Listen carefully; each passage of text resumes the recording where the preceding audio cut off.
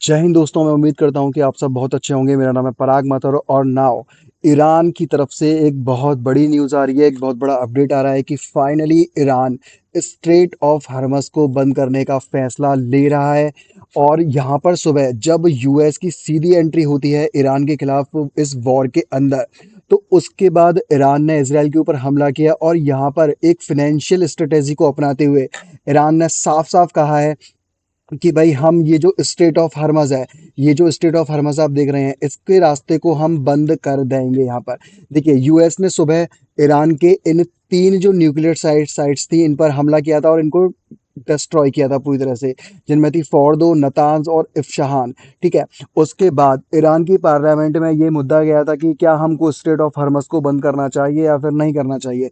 तो उसके बाद ईरान की जो पार्लियामेंट थी, उसने ये जो प्रपोजल आया था स्टेट ऑफ हरमस को बंद करने का, इसको मंजूरी दे दिया है, इसको अप्रूवल कर दिया है। हालांकि अभी ईरान की तरफ से ऐसा कोई ऑफिशियल स्टेटमेंट नहीं आया है, लेकिन ये न्यूज़ आ रही है कि ईरान की जो पार्लियामेंट है, उसने स्टेट ऑफ हरमस को बंद करने के लिए अपनी मंजूरी यहाँ पर दे दी है। ठीक है। देखिए, सबसे पहले हम बात करते हैं स्टेट ऑफ हरमस किन किन दो वाटर बॉडीज को जोड़ता है। देखिए, एक तरफ आप देख रहे हैं पर्शियन गल्फ और यहाँ पर है गल्फ ऑफ ओमान।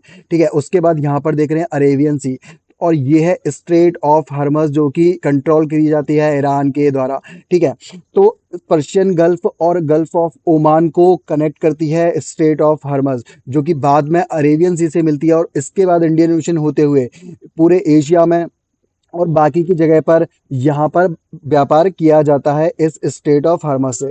ठीक है। अब अगर ईरान इस स्टेट ऑफ हरमस को बंद कर देता है, जैसा कि न्यूज़ों में आ रहा है, फैसला अगर हो जाता है और ईरान की तरफ से ऑफिशियल ये स्टेटमेंट आ जाता है, तो इसका दुनिया के ऊपर क्या इम्पैक्ट पड़ने वाला है, हम इसके बारे में बात कर लेते हैं। देखिए, सबसे जो मेन एंड इम्पॉर्टेंट बात है कि जो ऑयल की जो प्राइसेस हैं, इनमें इंक्रीमेंट होने वाला है। ठीक है। जो क्रूड ऑयल है, वो 20% इस स्टेट ऑफ हरमस से होकर ही आता है पूरे विश्व का। यानी कि 1/5वां जो हिस्सा है ऑयल का, क्रूड ऑयल का, वो स्टेट ऑफ हरमस से आता है। तो सीधी सीधी बात है कि अगर स्टेट ऑफ हरमस ईरान के द्वारा कंट्रोल कर ली जाती है और इसको क्लोज कर दिया जाता है, तो ये जो व्यापार होता है क्रूड ऑयल का, इसके ऊपर सबसे ज्यादा नेगेटिव इम्पैक्ट पड़ने वाला है और तेल की जो कीमतें होंगी उनमें जरूर कोई ना कोई उछाल देखने को मिल सकता है। साथ के साथ ऐसा नहीं है कि सिर्फ ऑयल के ऊपर इम्पैक्ट पड़ेगा, बाकी का जितना भी हम मिडिल ईस्ट से व्यापार करता है, एशिया और अन्य कंट्रीज, ठीक है, तो उनका जो कार्गो का ट्रेड होता है, वो भी स्टेट ऑफ हरमस से होकर ही जाता है।